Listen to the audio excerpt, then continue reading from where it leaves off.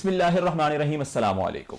मैं हूं मुनीबुर रहमान और आप देख रहे हैं contemporary issues in politics and economy. नाजरीन, हम आज जिस मौजू पर बात करने जा रहे हैं वो है आर्टिकल अहमद वकास वहीद साहब का, जिसके अंदर उन्होंने मल्टीलेटरल इंस्टीट्यूशंस और बहुत से और इदारों के बारे में बात की है।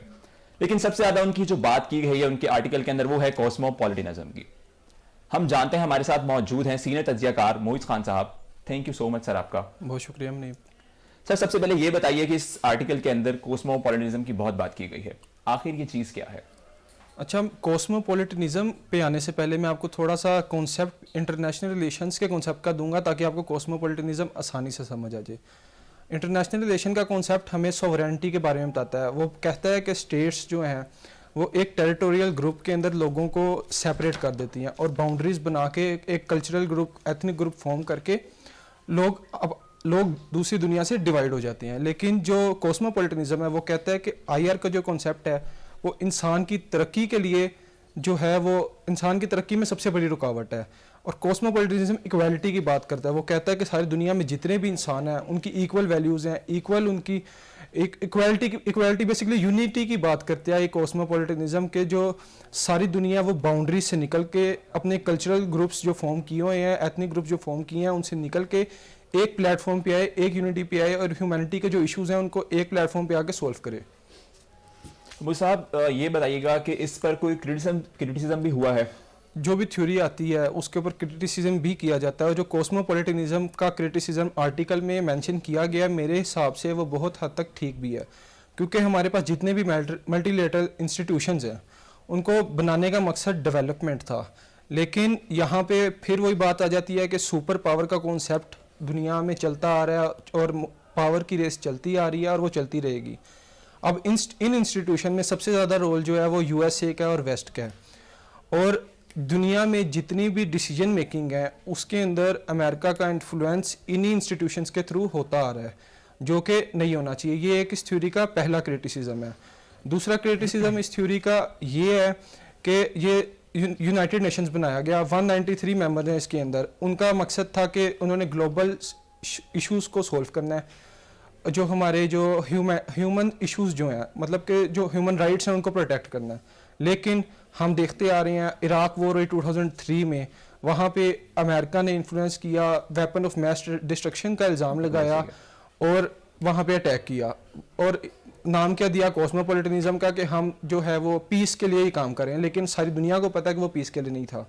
उसके बाद अमेरिका ने पाकिस्तान में ड्रोन अटैक्स किए 2003 से लेकर मुसलसल मुशर्रफ दौर से 11 साल ड्रोन अटैक्स किए। उसमें भी उन्होंने दिया कि हम के ग्लोबल जो है हम सिक्योरिटी के लिए काम कर रहे हैं। लेकिन ये भी सारी दुनिया को पता है कि अमेरिका ने हमेशा अपने मफादात को पहले रखा है और दुनिया के मफादात को सेकंड पे रखा है। दूसरे नंबर पे हमारे पास आईएमएफ आ जाता है। आईएमएफ का काम है जो मुल्क इकोनॉमिकली इनस्टेबल हैं उनके अंदर स्टेबिलिटी लेके आनी है। लेकिन पाकिस्तान की मिसाल ले लें, आईएमएफ ने कुछ पाकिस्तान को कर्जा देना हो, पाकिस्तान में स्टेबिलिटी के लिए काम करना हो, पहले वो अपनी शर्त रखेंगे। पहले वो कहेंगे कि जो अवाम है उसके लिए सब्सिडीज खत्म की जाए, पेट्रोल महंगा किया जाए, बिजली महंगी की जाए, फिर हम काम करेंगे। और हाल ही में हम लोग इस सूरत हाल से जी आपके सामने है क्या हो रहा है आपके साथ। और ये एक चीज़ है कि आप जितने मर्जी इदारे बना लें, जब तक बड़े मुल्कों सुपर पावर्स का इन्फ्लुएंस ख़त्म नहीं होगा हम थर्ड वर्ल्ड कंट्रीज़ को स्टेबल नहीं कर सकेंगे। मुस्कान साहब, ये बताइएगा कि जो मल्टीलेटरल इंस्टीट्यूशंस हैं इस आर्टिकल में कौन कौन से इदारों की बात की गई है और डेवलपमेंट में उनका क्या किरदार है? मल्टीलेटरल इंस्टीट्यूशन इस आर्टिकल के अंदर हमारे पास यूनाइटेड नेशंस आ जाता है, जिसके अंदर अप्रोक्सीमेटली 193 मेंबर स्टेट्स हैं। और यूनाइटेड नेशन बनाने का मकसद यही था कि इन्होंने सिक्योरिटी जो है, ग्लोबल सिक्योरिटी जो है उसका तहफ़्फ़ुज़ करना, मतलब कि जितने भी ममालिक अपनी सिक्योरिटी के अपने राइट्स को प्रोटेक्ट नहीं कर पा रहे, इन्होंने वहाँ पे राइट्स प्रोटेक्ट करनी है। 193 कंट्रीज़ वहाँ पे लॉ पास होगा और वो सारी दुनिया पे एप्लीकेबल होगा, ये इनका मकसद था। आईएमएफ का आपको बताया, आईएमएफ का मकसद था कि जो मुल्क अपने आप को इकोनॉमिकली स्टेबल नहीं कर सकते उनको स्टेबल करना है। उसके अलावा वर्ल्ड ट्रेड ऑर्गेनाइजेशन है कि नॉन डिस्क्रिमिनेटरी बेसिस पे ट्रेड होगा। ये नहीं है कि वो मुल्क अमीर नहीं है या वो मुल्क अपने आप को इस काबिल नहीं है तो उसको उसके लिए ट्रेड में उसके साथ जो है वो डिस्क्रिमिनेशन की जाएगी। उसके अलावा हमारे पास वर्ल्ड हेल्थ ऑर्गेनाइजेशन आ जाते हैं इसके अंदर और बहुत से इदारे इसके अंदर आते हैं। तो इन इदारों का पाकिस्तान में कितना इन्फ्लुएंस है? आपके सामने है। अब आपको मैं एक मिसाल देता हूँ। अब पाकिस्तान के अंदर मुशर्रफ दौर से पहले जब मार्शल लॉ, मुशर्रफ जो है 99 में पाकिस्तान में मार्शल लॉ लगाता है, सारी दुनिया इसकी मजम्मत करती है। कॉमनवेल्थ, यूएसए और ये जितने भी बड़े ममालिक हैं वो स्टेटमेंट्स इशू करती हैं कि पाकिस्तान में जब तक मिलिट्री रूल ख़त्म नहीं होता और डेमोक्रेटिक सिस्टम बहाल नहीं होता, हम पाकिस्तान की किसी भी तरीके से मदद नहीं करेंगे। और पाकिस्तान में वो एड भी बंद कर देता है अमेरिका, जो पाकिस्तान को गालिबन $286 मिलियन की उन्होंने एड देनी थी, वो पाकिस्तान की बंद कर देती हैं। लेकिन उसी मार्शल लॉ के टाइम पे पाकिस्तान में जो है वो वॉर ऑन टेरर का अटैक होता है, 9/11 का अटैक होता है, और सारी दुनिया की जो पॉलिसीज़ हैं पाकिस्तान के ख़िलाफ़ वो बदल जाती हैं क्योंकि पाकिस्तान की उनको ज़रूरत पड़ती है। मार्शल लॉ का ही दौर चल रहा होता है और $286 मिलियन के एड की बजाय पाकिस्तान को $860 मिलियन की एड 2002 तक अमेरिका देता है, जो कि ट्रिपल है तकरीबन। अब ये एक बहुत बड़ी मिसाल है कि अमेरिका जो है पाकिस्तान को अपने मुफाद के लिए इस्तेमाल कर रहा है। हाल ही की एग्जांपल देते हैं हम कि IMF जो है पाकिस्तान में शर्तें रख रहा है कि आप बिजली की कीमत जो है वो बढ़ाएं, हम आपको पैसे देंगे। आप पेट्रोल की कीमत 150 पे पेट्रोल की कीमत करीबन 9-10 महीने पहले थी, जो अब 250 और सुनने में आ रहा है कि 300 तक जाएगी। वो भी आवाम की सब्सिडीज़ ख़त्म करवा रहे हैं और कह रहे हैं कि आप हमारी शर्तें माने, हम आपको लोन फराहम करेंगे, जो कि ऐसा नहीं होना चाहिए। उनको पता है कि पाकिस्तान की जो सिचुएशन है, उनको चाहिए कि इकोनॉमिक स्टेबिलिटी के लिए पाकिस्तान की हेल्प करे, उसके बाद कुछ जो आपने करना है उसके बाद अपनी शर्तें रखें, आपने जो लोन वापस लेना है तब इसके बाद वो उसको अपना इम्प्लीमेंट करें।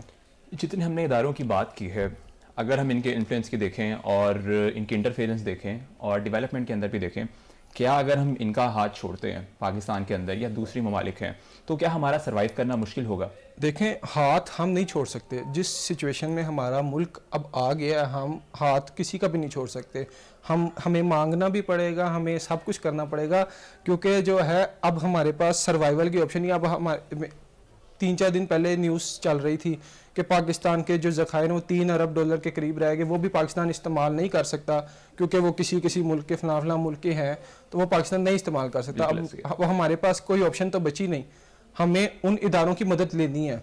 लेकिन उन इदारों का भी काम है जिस मकसद के लिए वो बनाए गए हैं, उस मकसद पे रहते हुए दूसरे ममालिक की मदद करें, ताकि जो है जो ममालिक के मसाइल हैं वो हल हो सकें। मुझे हमारे पास वक्त बहुत कम है, आखिरी सवाल आपसे ये है कि कोई ओपिनियन दें अपने आप को कि हम लोग ना इन चीज़ों से निकल सकते हैं, यानी हम इन तमाम चीज़ों के अंदर गिरे हुए हैं, तो आखिर अवाम करे तो करे क्या? देखें जी, अवाम का अब लिंक बहुत कम है। अवाम कुछ भी नहीं कर सकती, अवाम के हाथ में कुछ भी नहीं है। अवाम के हाथ में तो अपना खर्चा पूरा करना है, वो भी नहीं पूरा कर सक रहे।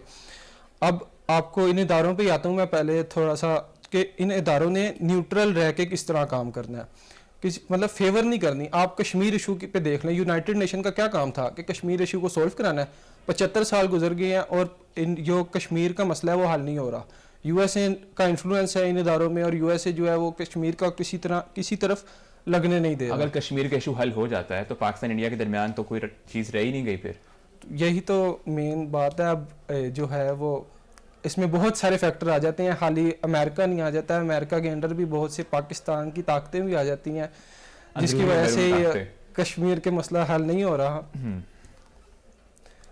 और उसके बाद आप अवाम की बात करते हैं तो अवाम तो जिस तरह ज़िंदगी गुजारी है, अवाम का इसी तरह ही चलता रहेगा जब तक एक प्रॉपर सिस्टम पाकिस्तान में नहीं आएगा। पाकिस्तान में ये जो रिजीम चेंज भी एक बहुत बड़ा फैक्टर है इन चीज़ों के अंदर, कि हमारा मुल्क है और हमने इसके फैसले करने हैं, लेकिन फैसले बाहर से होते हैं, फैसले दूसरी ताकतों से होते हैं, जो कि बहुत बड़ा एक फैक्टर है। और बाकी मुल्कों में भी ये चीज़ें देखी जाती हैं, खाली पाकिस्तान में नहीं देखी जाती। जब तक पाकिस्तान में एक स्टेबिलिटी नहीं आएगी, पाकिस्तान का निज़ाम एक खुद इंडिपेंडेंट निज़ाम ही नहीं होगा, पाकिस्तान के हालात किस तरह बदल सकते हैं।